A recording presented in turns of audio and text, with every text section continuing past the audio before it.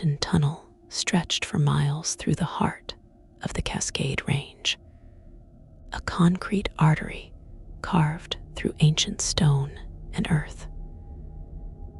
Most people who drove through it during the day never gave it a second thought, their headlights briefly illuminating the tiled walls before they emerged on the other side. But the tunnel was different at night. That was when the graveyard shift began, and that was when the rules mattered most. He had taken the job out of desperation more than anything else. The pay was unusually high for what seemed like simple security work, and the job listing had been specific about the hours. Midnight to 6 in the morning, 5 nights a week, no experience necessary. But applicants had to be comfortable working alone in enclosed spaces. The interview had been brief and strange. The hiring manager, an older man with tired eyes and fingers that trembled slightly when he handed over the paperwork, had been more interested in whether he could follow instructions than anything else. The rules had been presented on the first night, printed on laminated cards that showed signs of wear and repeated handling. There were 12 rules in total, and the supervisor who trained him for those first few hours made it clear that these were not suggestions. They were absolutes. Breaking them was grounds for immediate termination, though the way the supervisor said it made termination sound like it meant something far worse than just losing a job. Rule 1 stated that he must begin each shift by checking all the emergency exits along the tunnel. There were 8 of them, spaced at regular intervals, each leading to a narrow stairwell that climbed up through the mountain to emergency hatches on the surface. The doors had to be locked from the tunnel side, but capable of being opened from the stairwell side. He was to test each lock and make note of any that seemed loose or damaged. Rule 2 was simpler, but delivered with more gravity. If he heard knocking coming from inside any of the emergency exit doors, he was not to open them. He was not to respond.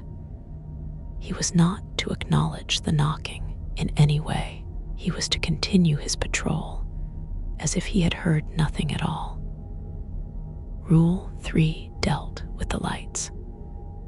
The tunnel had 2 lighting systems, the main overhead fluorescents and a backup system of dimmer yellow lights that ran along the sides. If the main lights flickered or went out, he was to immediately go to the control station at the western entrance and switch to backup power. He was not to remain in the tunnel if both lighting systems failed. If that happened, he was to exit immediately and call the emergency number provided. Rule 4 stated that he must walk the entire length of the tunnel twice per shift, once at the beginning, shortly after midnight, and once at the end, around 5 in the morning. During these walks, he was to maintain a steady pace. He was not to run. He was not to stop and linger in any one spot for more than 30 seconds, unless he was inspecting something specific. Rule 5 was about the cameras. The tunnel had security cameras positioned every 100 feet, feeding to monitors in the control station. He was to check the feeds every hour. If any camera showed static or went dark, He was to make a note of it in the log, but was not to attempt to investigate or repair it during his shift. That would be handled by the day crew. Rule 6 warned him about the cold spots. Certain sections of the tunnel, particularly near the midpoint, would sometimes become suddenly and drastically colder than the surrounding areas. If he encountered a cold spot, he was to pass through it quickly without stopping. He was not to touch the walls or floor in these areas. He was not to speak while inside a cold spot.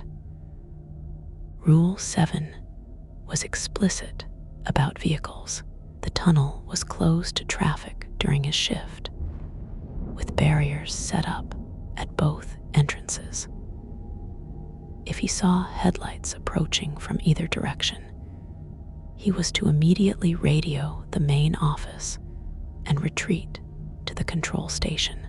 Under no circumstances was he to attempt to communicate with or approach any vehicle that entered the tunnel during the graveyard shift.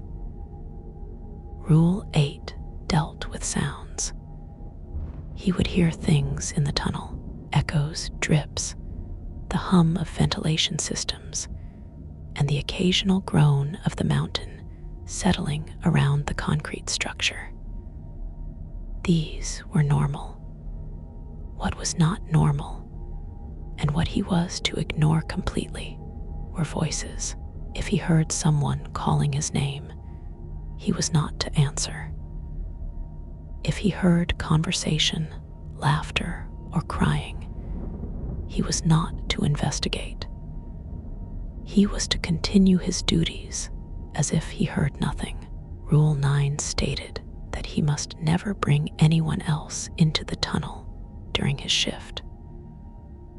No friends, no family, no other employees, unless specifically authorized by management. The tunnel was to contain only him during the graveyard shift hours. Rule 10 was about the markings. On some nights, he might notice symbols or writing on the tunnel walls that had not been there during his previous inspection. He was to document these in his log, noting their location and approximate size. But he was not to touch them or attempt to clean them off. He was absolutely forbidden from copying the symbols or trying to photograph them. Rule 11 warned him about exhaustion.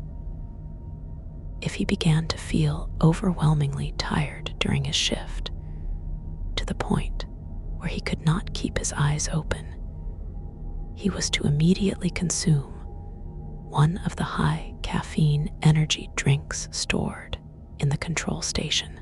If the exhaustion persisted after drinking 2 of these beverages, he was to call the emergency number and leave the tunnel.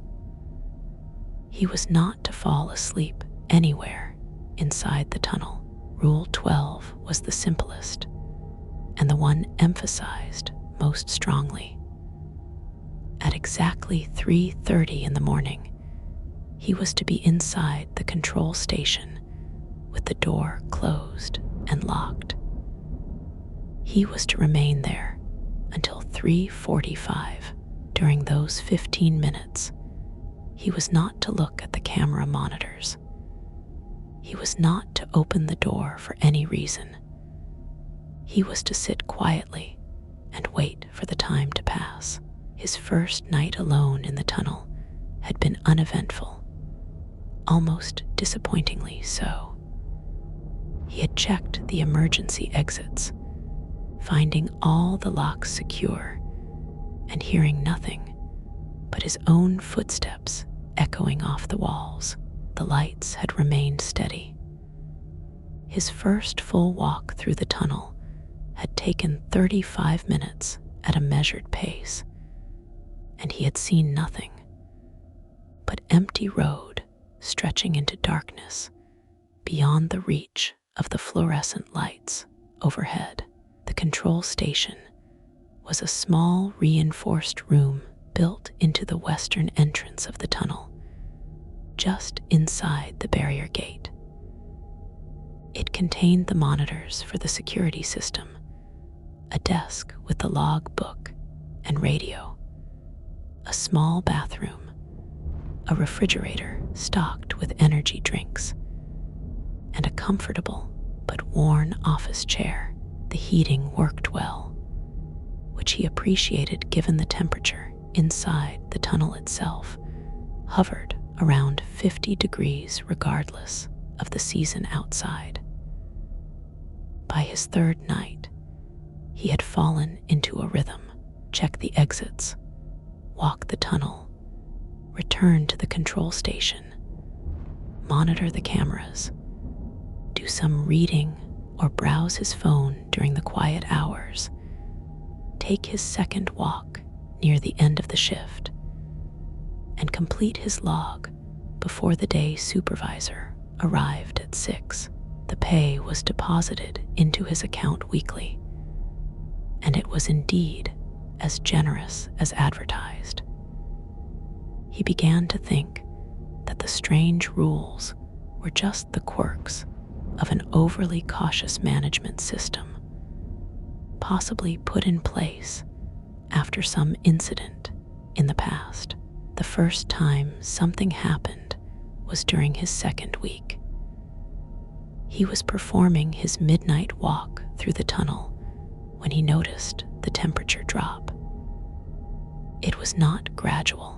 One moment, he was walking through the cool but consistent air of the tunnel, and the next, he was in a section so cold he could see his breath clouding in front of his face.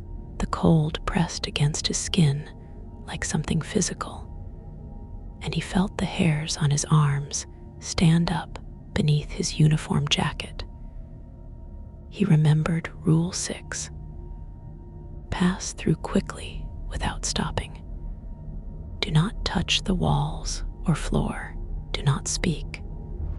He maintained his steady pace, fighting the urge to either hurry or slow down to investigate.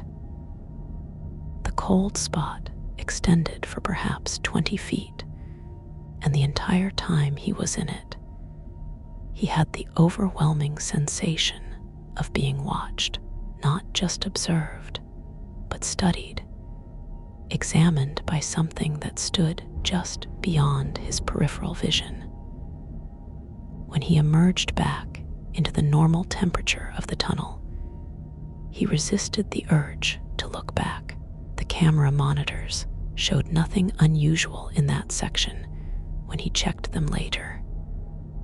Just empty tunnel, the same as everywhere else. He made a note in the log. Cold spot encountered at marker 73, approximately 20 feet in length. No other anomalies observed. The knocking came during his fourth week. He was checking the emergency exits during his initial rounds when he heard it. 3 slow, deliberate knocks on the metal door of exit number 5. The sound echoed in the enclosed space, impossibly loud. He froze, his hand on the door handle of exit number 4, one door down from where the sound had originated. 3 more knocks. Steady, patient, the sound of someone who knew he was there and was waiting for a response. He thought about the rules. Do not open the doors. Do not respond. Do not acknowledge the knocking in any way. His heart was hammering in his chest, but he forced himself to finish checking exit number 4, noting its status in his inspection log with hands that shook slightly. Then he walked past exit number 5 without pausing, without looking at it, continuing on to exit number 6 as if he had heard nothing at all. The knocking followed him as he moved away from exit 5. He heard it start up again behind him. Then, impossibly, he heard answering knocks from exit number 6 ahead of him. Then, exit 7, the knocking spread down the tunnel like a wave, each door taking up the rhythm in turn. 3 slow knocks, a pause, then 3 more. He walked through it all, maintaining his pace, completing his inspection with trembling hands and a mouth gone dry with fear. When he reached the control station, the knocking had stopped. The camera monitors showed all the emergency exit doors closed and undisturbed. He wrote in the log, "Auditory phenomena at emergency, exits 5 through 8, duration approximately 10 minutes. No visual confirmation of source. Followed Rule 2 protocol." The supervisor who reviewed the logs never commented on his entries. The log book was replaced with a fresh one at the start of each month, and the old one was taken away. He never saw them again and never received any feedback on what he had reported. The paychecks continued to arrive, and no one told him he was doing anything wrong. So he continued to show up for his shifts. The voices started in his 6th week. He was sitting in the control station, monitoring the cameras during the quiet hours between 1 and 2 in the morning when he heard it. A woman's voice, distant but clear, calling out. The voice was coming from somewhere deep in the tunnel, carried to him by the ventilation system or the strange acoustics of the enclosed space. "Hello? Is someone there? I need help." He looked at the monitors. Every camera feed showed empty tunnel, no movement, no person, nothing but concrete and lights, and the painted lines on the road. The voice came again, closer now, more urgent. "Please, I am lost. Can anyone hear me? I need help getting out." His hand moved toward the radio before he caught himself. Rule 8. If he heard voices, he was not to answer. He was not to investigate. He was to continue his duties as if he heard nothing. But the voice sounded so genuine, so frightened and desperate. What if someone really was in the tunnel? What if there had been an accident and someone needed help? "Please, I am scared. It is so dark. Why will you not answer me?" The voice knew he was there. Or at least, it was acting as if it did. He forced himself to look away from the monitors and focus on the book he had brought to pass the time. The words swam in front of his eyes, meaningless. The voice continued for another 10 minutes, calling out, pleading, eventually taking on a tone of anger and accusation. "I know you can hear me. Why are you ignoring me? What kind of person leaves someone alone in the dark?" Then it stopped. The silence that followed was somehow worse than the voice had been. He sat in the control station, breathing hard, telling himself he had done the right thing. He had followed the rules. That was what mattered. That was what kept him safe. At 3:30 in the morning, as he did every night, he locked himself in the control station. He set a timer on his phone for 15 minutes and placed it face down on the desk so he would not be tempted watch the seconds tick by. The monitors were behind him, and he kept his eyes focused on the wall ahead, on a water stain that looked vaguely like a bird in flight. The 15 minutes between 3:30 and 3:45 were always the longest of his shift. The control station was soundproofed well enough that he could not hear anything from the tunnel, but he was always aware of the space beyond the locked door. He did not know what happened during those 15 minutes. The rules did not explain. They only emphasized that he must be inside, locked in, and that he must not look at the monitors. On this particular night, during his 8th week on the job, he heard something he had never heard before, a sound that came not from the tunnel, but from inside the control station itself. A soft scratching, like fingernails on concrete, coming from the wall behind the monitors. He kept his eyes forward, staring at the water stain, willing the timer to count down faster. The scratching moved, traveling along the wall, circling the room. It passed behind him, and he felt the temperature drop. That same physical pressure of cold he had experienced in the tunnel. The scratching reached the door and stopped. For a long moment, there was silence. Then the door handle rattled once, twice, testing the lock.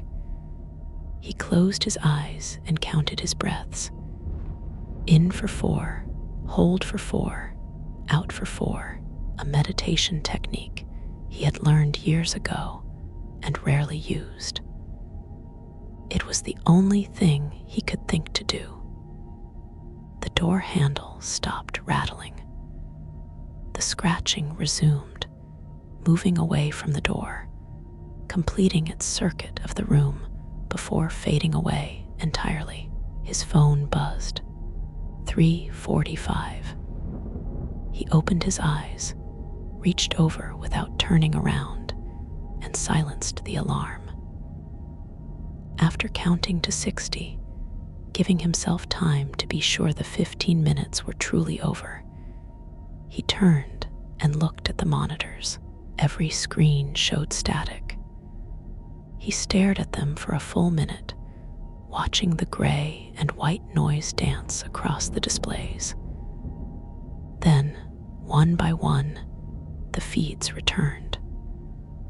Normal tunnel, empty and still, as if nothing had happened. He made a note in the log, his handwriting shakier than usual. Rule 12 period completed. Monitor static noted. Duration unknown. The symbols appeared during his 10th week. He was doing his end of shift walk, that final patrol before the day crew arrived, when he noticed them. Spray painted on the tunnel wall near marker 41, done in something that looked black in the fluorescent light, but had an odd sheen to it, like oil. The symbols were complex, intersecting lines and curves that hurt to look at, that seemed to twist and move when he was not looking directly at them. He stopped and stared for longer than he should have, longer than the 30-second limit for lingering. There was something almost familiar about the symbols, as if they were words in a language he had once known but forgotten. He took out his phone to photograph them before remembering Rule 10. Document their location and size, but do not touch them, clean them, or photograph them. He wrote in the log instead, describing what he had seen as best he could without reproducing the symbols themselves. Markings observed at marker 41. approximately 3 feet by 2 feet. Black substance, unknown type. Symbols of undetermined origin.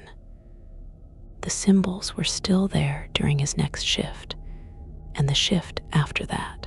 By the third night, more had appeared. Different symbols in different locations. Marker 18, marker 62, marker 97. Some were small, no larger than his hand. Others covered sections of wall from floor to ceiling. He documented them all, filling pages in the logbook with descriptions and locations.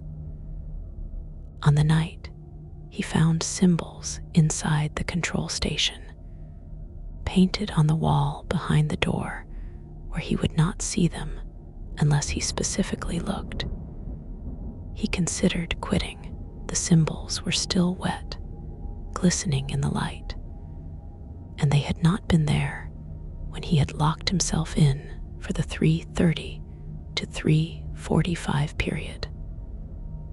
Whatever had rattled the door handle, whatever had circled the room scratching at the walls, it had left these behind, but the money was good, better than good. In 10 weeks, he had saved more than he had in the previous 2 years, and in a strange way, he had gotten used to the tunnel. The rules made sense in their own fashion. They were boundaries, protections.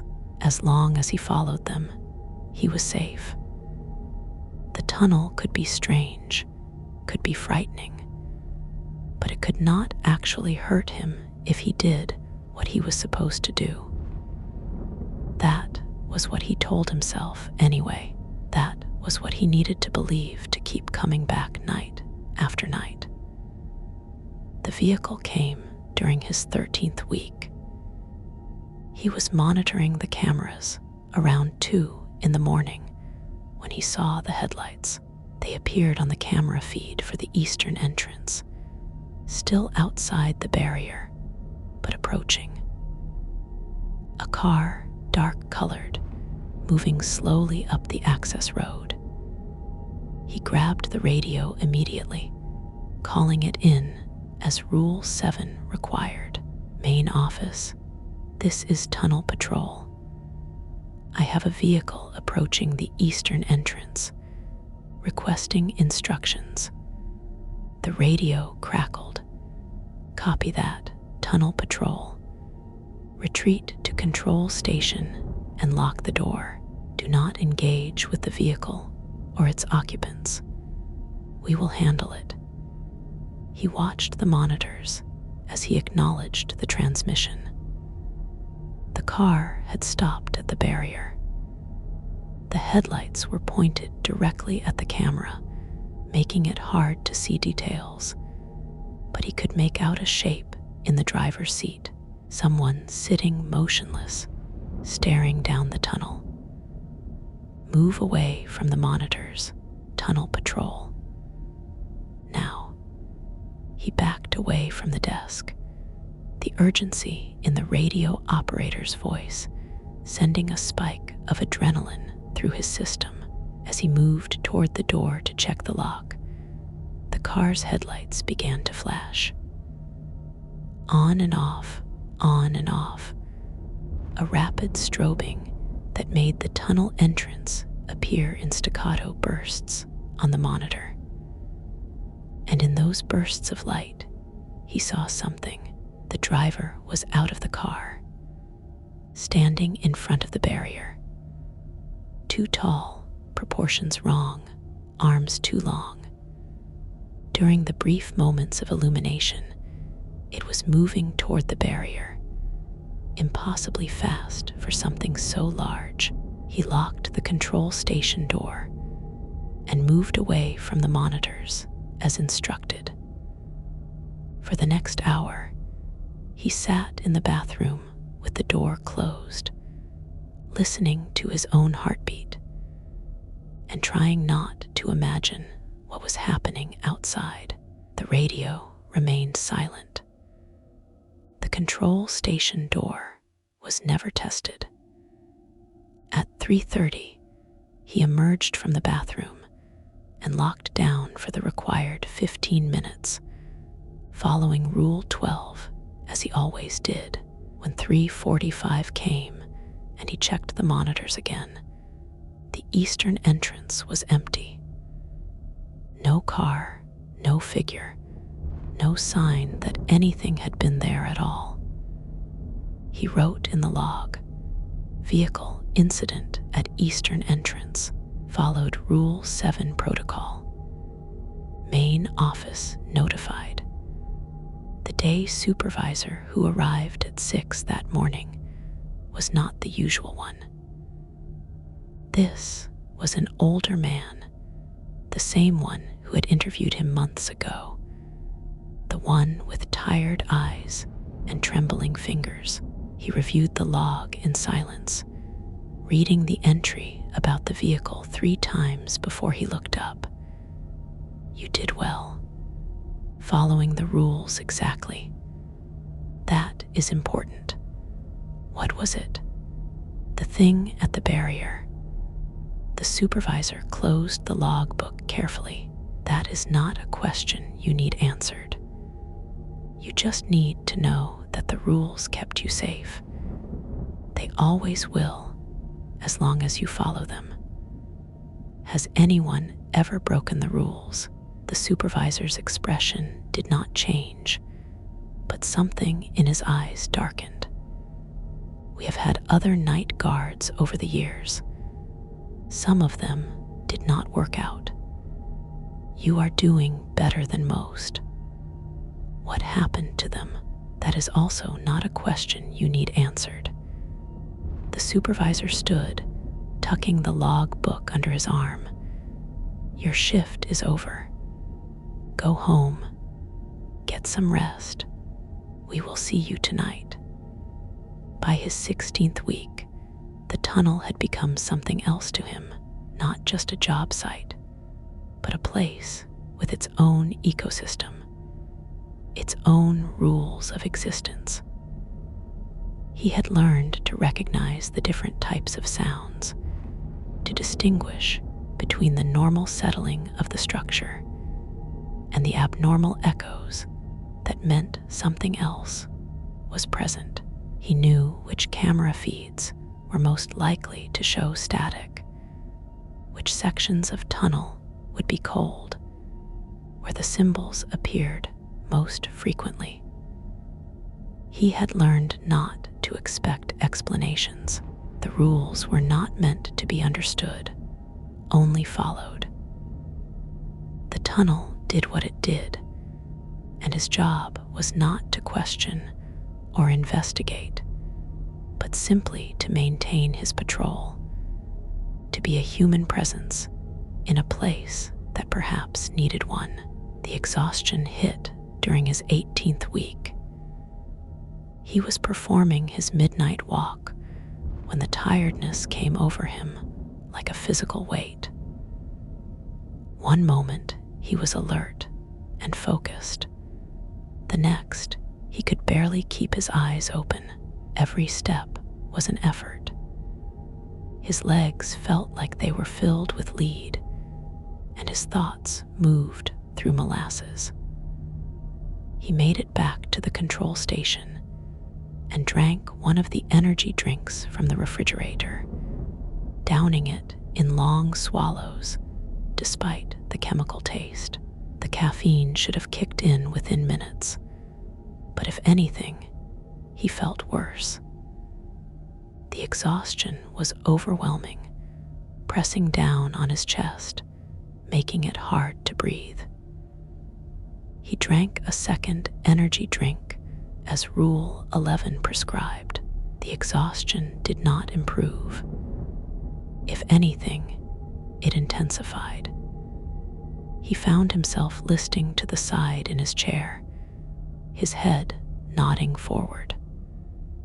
Sleep pulled at him with an irresistible force, and he could feel himself starting to slip under. He reached for the radio with hands that felt distant and numb, struggling to key the transmitter. Main office, this is Tunnel Patrol. I need immediate extraction. Following Rule 11 protocol. I cannot stay awake. The response came quickly. Copy that, Tunnel Patrol. Help is en route. Do not fall asleep in the tunnel. If you feel yourself losing consciousness, exit immediately through the western entrance. Do you understand? Copy. I understand. He forced himself to stand, using the desk for support. The room tilted around him, and for a moment he thought he might collapse. Through sheer willpower, he made himself move toward the door, unlocking it, stepping out into the tunnel. The cold air should have helped wake him, but it barely registered. The fluorescent lights seemed to dim and pulse in rhythm with his heartbeat. He walked toward the western entrance, toward the outside world, each step a battle against the exhaustion that wanted to drag him down. Behind him, he heard footsteps, multiple sets of them, keeping pace with him, matching his rhythm. He did not look back. He focused on the entrance ahead, on the barrier gate that marked the boundary between the tunnel and the outside.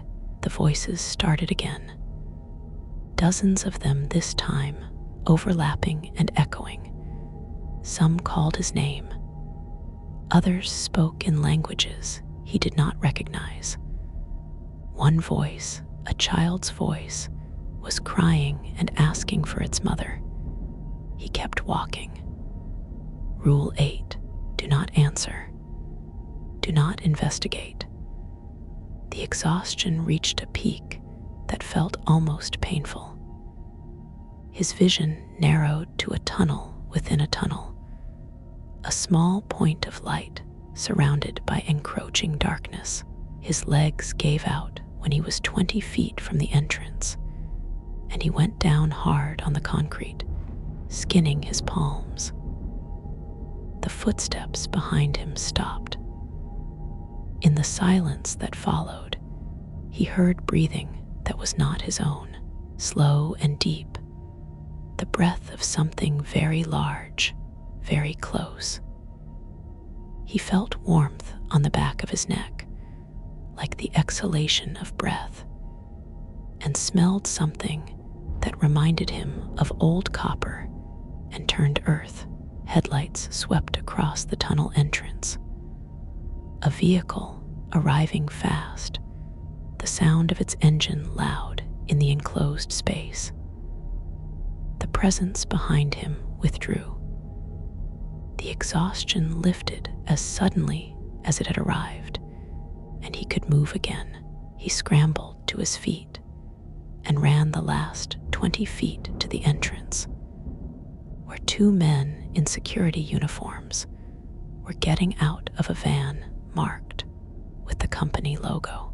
They helped him into the van without questions, drove him away from the tunnel, and took him to a small office building he had never seen before.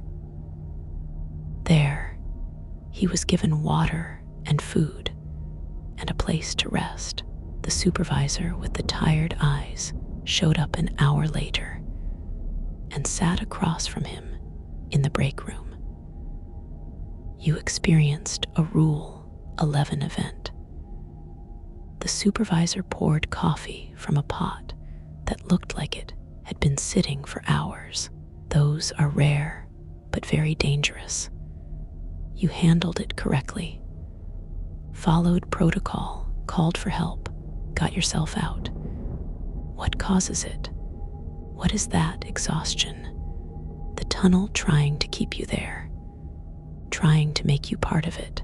If you had fallen asleep inside, we would not have been able to get you back. Get me back from where? The supervisor sipped his coffee grimaced at the taste, and set the cup down. From wherever it is that the tunnel goes when we are not looking at it, from whatever it is when the rules are not being followed. You did well. Take tonight off. Tomorrow, you will return to your regular schedule. He almost quit then, almost told them he was done, that no amount of money was worth whatever was happening in that tunnel.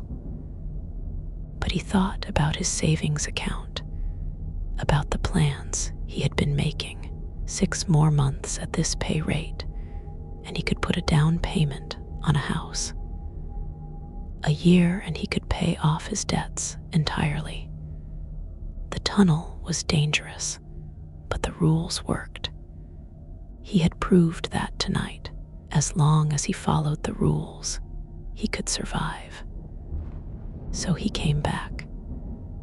He returned to the graveyard shift, to the patrols and the monitoring, and the strange events that he documented in the log. Without understanding, the cold spots became familiar. The knocking from the emergency exits was now expected. The voices no longer made him want to investigate. He had learned to exist in the space the rules created, that narrow path of safety through whatever else the tunnel contained. During his 22nd week, he found the door. It was not one of the emergency exits. Those were all accounted for, all in their proper locations. This was something else, something that had not been there the night before. A wooden door, old and weathered, set into the concrete wall at marker 55. It had a brass handle worn smooth from use, and light leaked out from around its edges.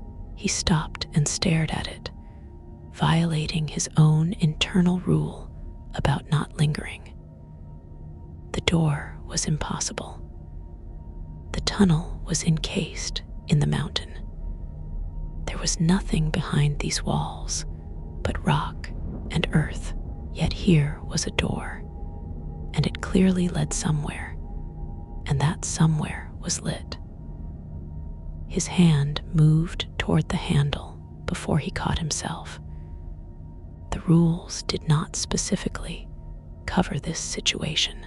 There was no rule about mysterious doors appearing in the tunnel walls. But the spirit of the rules was clear. Do not investigate. Do not engage with anomalies. Document and move on. He took out his notebook and made a detailed entry. Door observed at marker 55. Wooden construction, brass handle, light visible around frame. Origin unknown. Not present during previous shift. Then he continued his patrol, leaving the door behind. It was still there during his next shift, and the shift after that. He mentioned it in the log, noting its continued presence, but no one ever commented on it. The door remained for 3 weeks, always closed, always with that light leaking around its edges. He never touched it, never tried the handle, though the temptation grew stronger each time he passed it. On the 21st night of the door's presence, he arrived for his shift to find it standing open. The light from beyond was bright, almost painfully so, and he could hear something. Music, perhaps, or voices singing. It was beautiful, the sound of it, calling to something deep inside him. He stood at the threshold and looked in. Beyond the door was not rock or earth. It was a space, vast and impossible, filled with golden light. He could see structures in the distance, towers or trees, or something that was both at once. The singing grew louder, and he felt an overwhelming urge to step through, to enter that space and see what it contained. The radio crackled. "Tunnel Patrol, this is main office. What is your status?" He tore his eyes away from the door and keyed the radio with shaking hands. "Tunnel Patrol. I am at marker 55. The door is open." There was a long pause. "Do not enter the door. Do not look through the door. Move away from that location immediately." He backed away, and as he did, the door swung closed. The singing stopped. When he reached marker 56 and looked back, the door was gone entirely, just smooth concrete wall, as if it had never been there at all. That night's 3:30 to 3:45 period was the worst he had experienced. He locked himself in the control station as always, but the scratching that came was more aggressive than usual. It sounded like something was trying to claw through the walls, through the door, desperate to get inside. The temperature dropped so far he could see frost forming on the inside of the windows. His breath came in clouds, and his fingers went numb despite being tucked into his armpits for warmth. Something spoke during that 15 minutes. A voice that came from everywhere and nowhere, that resonated in his bones rather than his ears. It spoke in that same language. The symbols were written in words that were not quite words, meaning that bypassed understanding and went straight to some primal part of his brain. He did not know what it was saying, but he felt what it meant. Anger, hunger, frustration at being denied something it wanted. When 3:45 came and the control station returned to normal temperature, he found he was crying, not from fear, though he was afraid, from something else, some grief or loss he did not understand. The monitors showed the tunnel empty and still, but he knew that was not the whole truth. The tunnel was never empty. He was just seeing the version of it that the rules allowed him to see. By his 25th week, he had become part of the tunnel's routine. He understood now that he was not just a security guard. He was something else, a witness, perhaps, an anchor. His presence during the graveyard shift served a purpose beyond simple monitoring. He was there to maintain the boundaries, to enforce the rules through his obedience to them. As long as he followed the protocols, the tunnel remained stable. It remained mostly in the world, rather than slipping entirely into whatever else it touched. The day supervisor confirmed this during one of their morning handovers. "You have done well. You have lasted longer than most. The tunnel has accepted you." What does that mean? Accepted me. It means you can feel it now, the weight of it, the attention. You are part of the pattern. That is good. That is what we need. How many guards have there been before me? Many. Over the years, since the tunnel was built, we have always needed someone on the graveyard shift. Someone to walk the length and check the doors and sit in the control station during the quiet hours. Someone to follow the rules. What happens if there is no one? If the position goes unfilled? The supervisor gathered his things, preparing to leave. That has never been allowed to happen. We make sure of it. The pay is good enough that someone always takes the job, even if they do not last.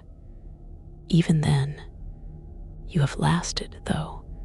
That is worth noting. That is worth rewarding.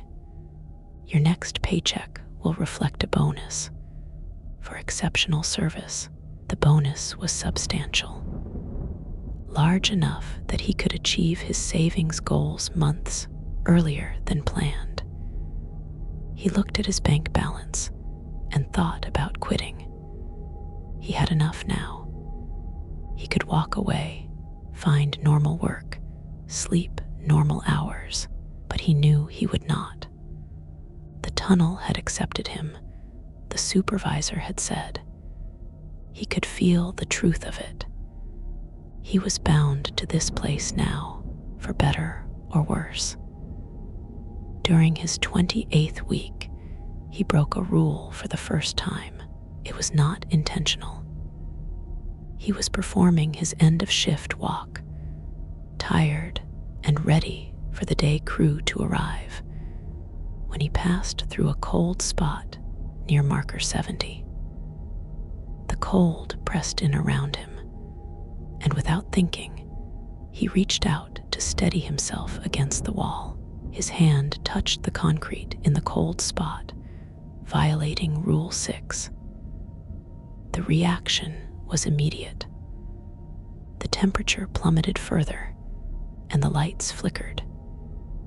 He heard a sound like ice cracking, sharp and loud, echoing the length of the tunnel, then silence. A silence so complete it felt like pressure against his eardrums. He pulled his hand away from the wall and ran. Not a measured pace, not the steady walk the rules required, but a full sprint toward the western entrance. Behind him, the emergency exit doors began to open. Not from inside, being pushed open, but from the tunnel side, the locked doors swinging wide despite their mechanisms. Darkness poured out from the stairwells beyond. Not natural darkness, but something alive and seeking. He reached the control station and slammed the door, locking it as the darkness flooded the tunnel. Through the window, he could see it spreading, rolling like fog, but moving with purpose. It reached the control station and pressed against the walls, testing them. The lights inside the room flickered. The monitors filled with static. He grabbed the radio. Main office, this is Tunnel Patrol. Emergency. I broke Rule 6, requesting immediate assistance. The reply was calm, almost resigned. Copy that, Tunnel Patrol. Remain in the control station. Do not open the door. Help is coming. The darkness outside became absolute. He could no longer see the tunnel through the window, just black pressing against the glass. Things moved in that darkness. He could hear them, could feel their presence. The scratching started again, all around the room. Dozens of sources, hundreds. The door handle rattled constantly now, no longer testing, but demanding entry. Time became strange. He checked his watch every few seconds, but the hands seemed to move randomly. 5 minutes, 2 minutes, 30 minutes, 3 minutes. He could not tell how long he waited in the control station while the darkness raged outside. It could have been hours. It could have been days. When the lights finally stabilized and the monitors cleared, showing the normal tunnel once again, He felt like he had aged years. His reflection in the darkened monitor looked haggard, exhausted in a way that sleep could not fix. The radio crackled. "Tunnel Patrol, this is main office. Status report." He keyed the transmitter. "I am alive. The tunnel is clear, I think. You broke Rule 6. You touched the wall in a cold spot. Yes, I did not mean to. It was a mistake. Mistakes have consequences. You know that now. The next time you break a rule, we may not be able to help you. Do you understand?" "I understand." "Good. Your shift is over. The day crew will not be coming in. The tunnel is closed for maintenance. Go home. We will contact you about future shifts." He left the tunnel that morning not knowing if he still had a job. The suspension lasted 3 days. 3 days during which he slept poorly, dreaming of darkness and cold and things with too many joints in their arms. When the call came, telling him he was cleared to return to work, he felt relief mixed with dread. The tunnel had changed after his violation of Rule 6. It was subtle at first. The cold spots were colder, more frequent. The knocking from the emergency exits was louder, more insistent. The symbols appeared faster, covering more wall space each night. It was as if his mistake had weakened something, had allowed whatever existed beyond the rules to push harder against the boundaries. He documented it all in the log, filling pages each night with observations and measurements. The supervisor read the entries without comment, accepting them as part of the pattern. The tunnel was changing, but it had changed before. It would change again. The important thing was that the rules were being followed. Mostly. During his 32nd week, he encountered another person in the tunnel for the first time. He was walking his midnight patrol when he saw someone ahead, standing at marker 80. A woman in a long coat, facing away from him, motionless. He stopped, remembering Rule 9. He was not to bring anyone else into the tunnel during his shift, but he had not brought her. She was simply there. He keyed his radio. "Main office. I have an unauthorized person in the tunnel. Marker 80. Female, standing motionless. Instructions." There was no response. He tried again. "Main office, do you copy? I need instructions on how to handle this." Static, nothing more. He looked at the radio, checking to make sure it was functioning properly. The power light was on. The channel was correct, but no one was answering. He looked back up at the figure at marker 80. She had turned around and was now facing him. He could not see her face. The distance was too great, the lighting not quite right. But he could see that she was looking directly at him, and he had the sense that she was smiling. She raised one arm slowly and beckoned to him. "Come here. Come closer." Rule 8. If he heard voices, he was not to answer. If he saw things, he was not to investigate. The rule did not specifically mention people, but the principle was the same. Do not engage. He turned around and walked back the way he had come, returning to the control station without completing his patrol. The woman was on the monitors. He could see her on multiple camera feeds, standing at marker 80, then marker 70, then marker 60. She was moving toward the western entrance, toward the control station, and she was moving faster than any person should be able to walk. He watched her progress, camera by camera, until she was standing just outside the control station door. She stood there for the rest of his shift. He could see her through the window, facing the door, arms at her sides. She never moved, never blinked, just stood and stared. When the day supervisor arrived at 6 in the morning, the woman was gone. The supervisor listened to his report, read the log entry, and nodded slowly.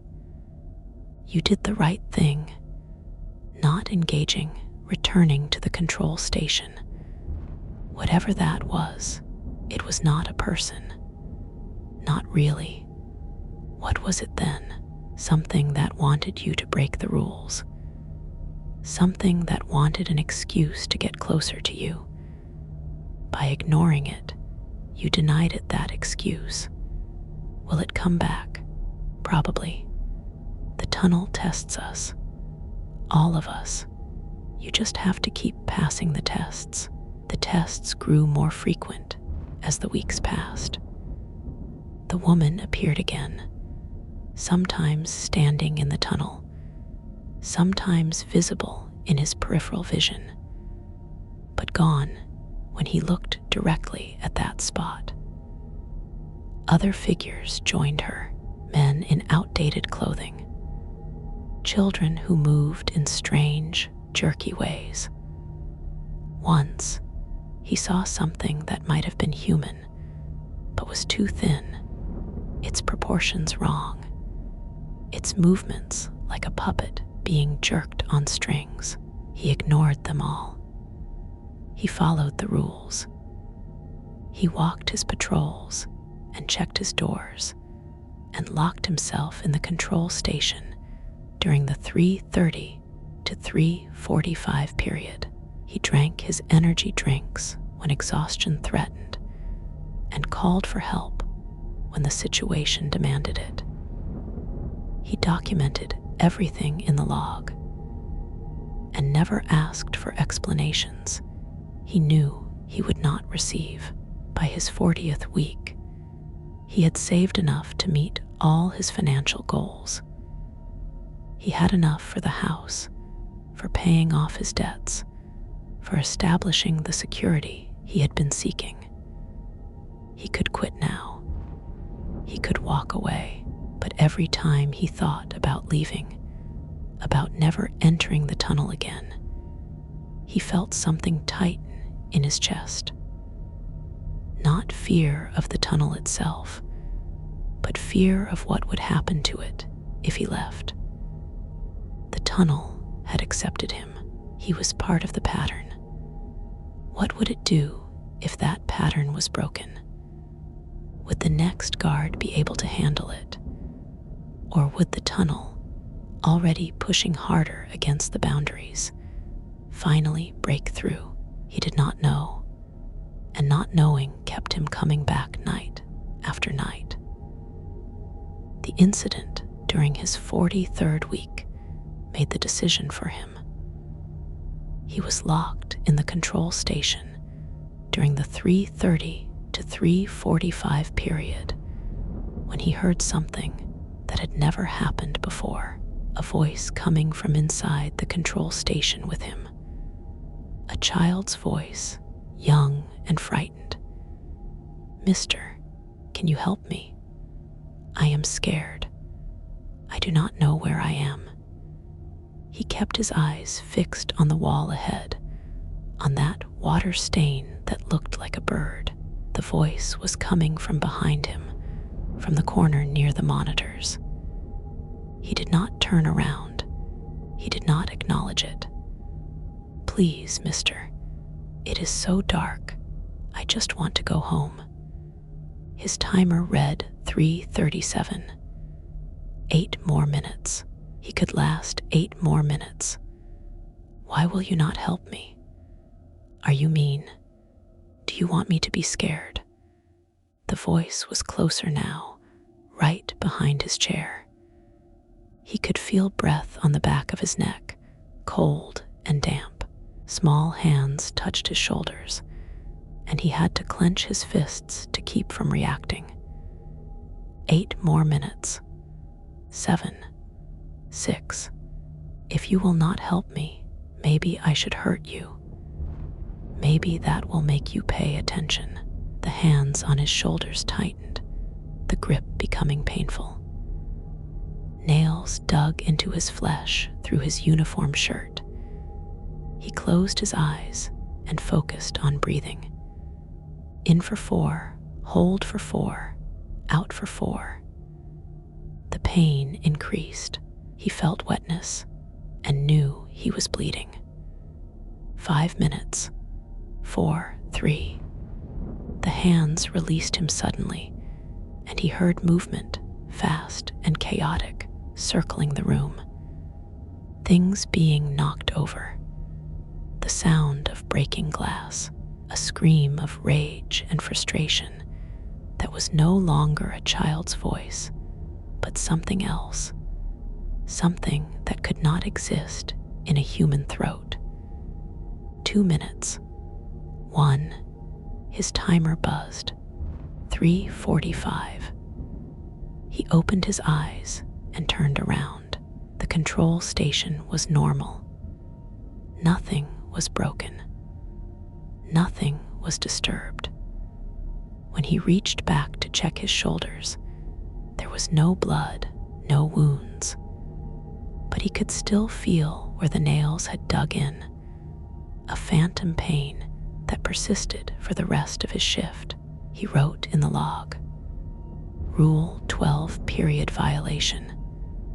Entity entered control station. Physical contact made. Duration approximately 8 minutes. No permanent damage observed. When the day supervisor read the entry, his expression darkened.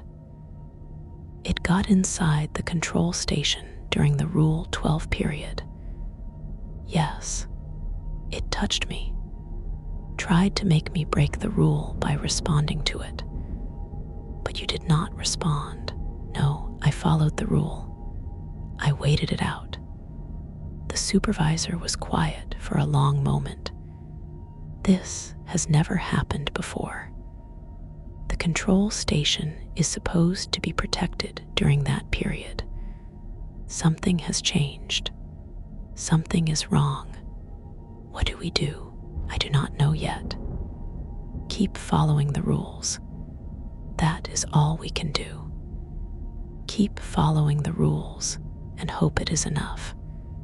It was not enough.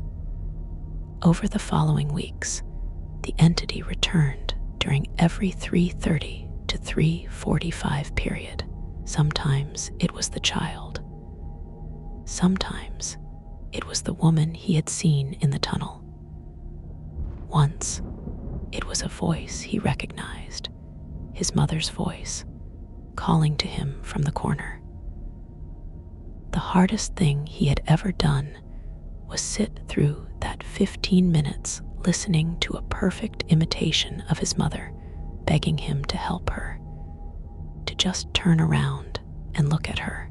Each time he endured. Each time he followed the rule. And each time the entity grew more frustrated, more aggressive. The control station began to show signs of the visits.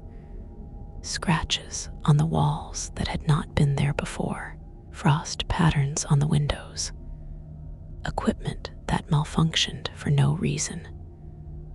The tunnel was breaking down, the boundaries failing. During his 47th week, the supervisor came to him before his shift began. We are closing the tunnel permanently. The situation has become unstable. We can no longer guarantee anyone's safety. When the paperwork is already filed. 2 weeks from now, the tunnel will be closed to all traffic. A month after that, it will be sealed, filled with concrete, blocked off from both ends. And until then, we need you to keep working your shift, to maintain the pattern for as long as possible. We are offering triple your usual pay for these final weeks. He agreed, not because of the money, though it was substantial, but because he understood that someone had to do it. Someone had to stand watch over the tunnel until the very end, to keep it bound by rules for as long as rules still had power. He was that someone. The tunnel had accepted him, and he would not abandon it. The final 2 weeks were the worst. The tunnel fought against the coming end like a dying animal struggling against the inevitable. Every night brought new phenomena. The lights failed completely twice, forcing him to evacuate and call for backup power.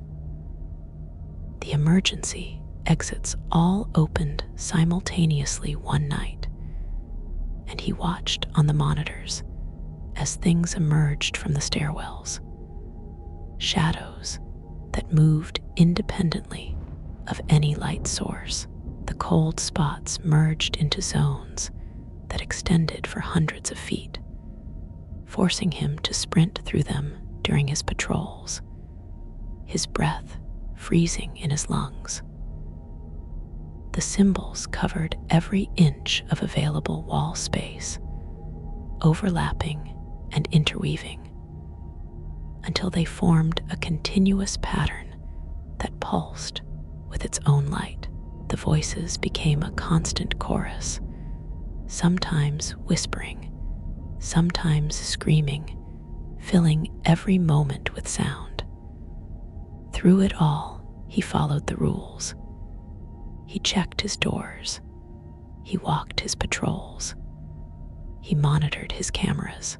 He locked himself in the control station during the 3:30 to 3:45 period, enduring whatever entity manifested there with him. He documented everything in the log, filling multiple books each night with observations that no one would ever read. His final shift was on a Saturday night. The tunnel was scheduled to be officially closed at 6 the following morning. No more traffic would be allowed through. The sealing work would begin the following week. He arrived at midnight as always, relieved the skeleton crew that had been maintaining day operations, and entered the tunnel for the last time. It knew. Somehow, the tunnel knew this was the end. The atmosphere was different from the moment he stepped inside.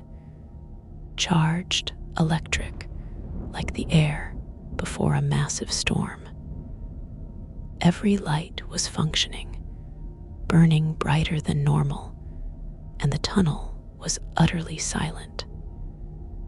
No hum from the ventilation, no drip of water, no echo of his footsteps, just silence, waiting. He performed his initial checks, finding all the emergency exits closed and locked. No knocking came from behind the doors. He walked his midnight patrol, passing through cold spots that now felt almost gentle, a caress rather than an attack. The symbols on the walls seemed less alien tonight, almost sad, like messages he was meant to understand, but never would. At 2 in the morning, while he sat in the control station monitoring the cameras, every feed showed the same thing. Figures standing in the tunnel. Hundreds of them, maybe thousands, lining both sides of the road from one end to the other, men and women and children. Things that were not quite any of those, all facing toward the control station, all watching him. He stared at the monitors, his heart pounding, waiting for them to move, to advance, to finally break through and claim him. They did not move. They just stood and watched, a silent vigil, bearing witness to the ending of something. At 3:30, he locked the control station door for the final time and prepared for the last Rule 12 period. He set his timer, turned away from the monitors, and waited. The 15 minutes passed differently tonight. Quietly. No scratching, no voices, no entities manifesting in the corner. Just silence and the sense of being observed. When his timer buzzed at 3:45, he turned and looked at the monitors. The figures were gone. The tunnel was empty once again. He checked his watch. 3 hours left until the end of his shift, until the end of the tunnel's existence as a passage through the mountain. He decided to walk the tunnel one final time, even though his end-of-shift patrol was not scheduled for another 2 hours. He stepped out of the control station and began to walk, taking his time, looking at the symbols on the walls, running his hand along the concrete that had never quite felt like just concrete. He thought about all the nights he had spent here, all the rules he had followed, all the strange events he had witnessed and documented. At the midpoint of the tunnel, at the exact center between east and west, he found a door. The door, the wooden one with the brass handle that had appeared weeks ago and then vanished. It was back, standing open, golden light spilling out into the tunnel. He approached it slowly and looked inside. The impossible space beyond was still there, vast and beautiful. The singing had returned, that wordless music that called to something deep in his soul.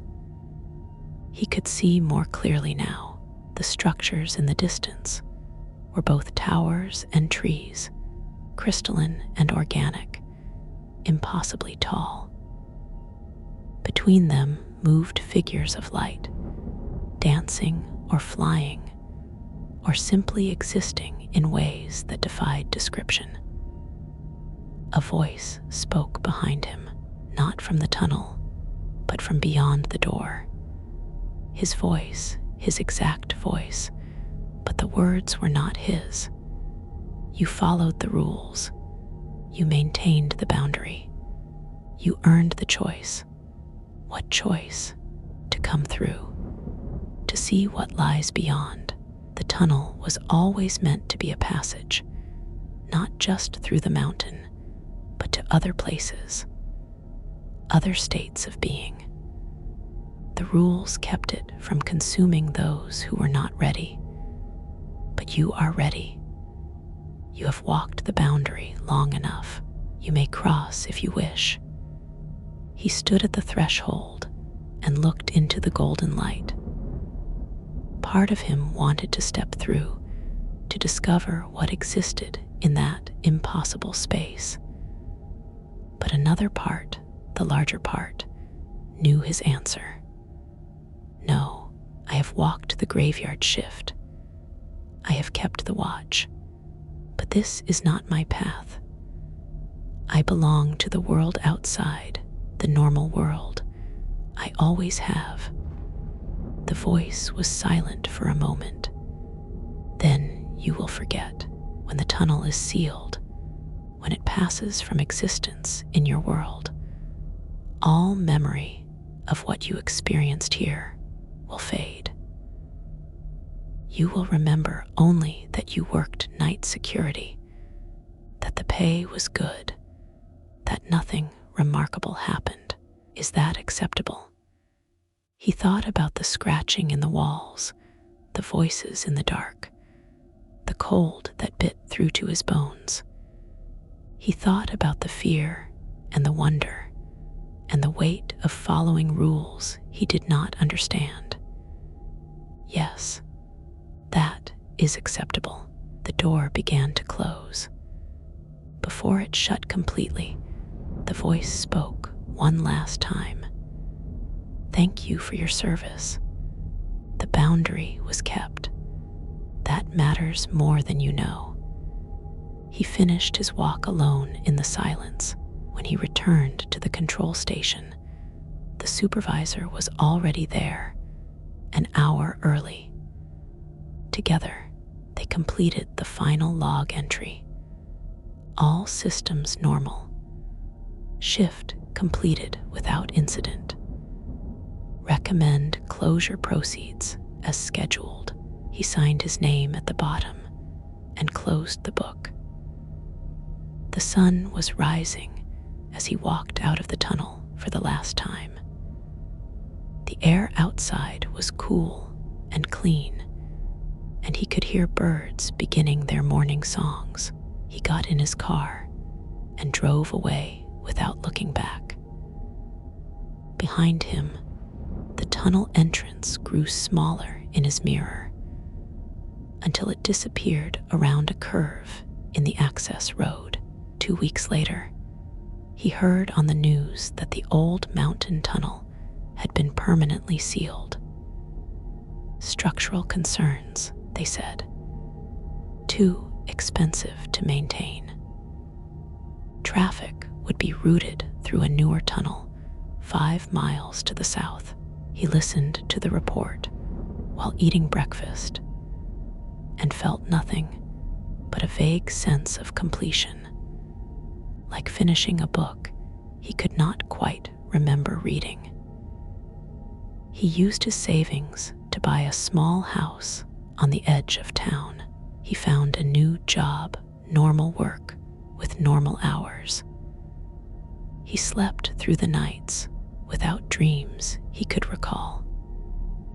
Sometimes, in the quiet hours before dawn, he would wake and feel like he had forgotten something important, something that happened in darkness and cold, but the feeling would pass and he would go back to sleep, and in the morning, he would not remember waking at all.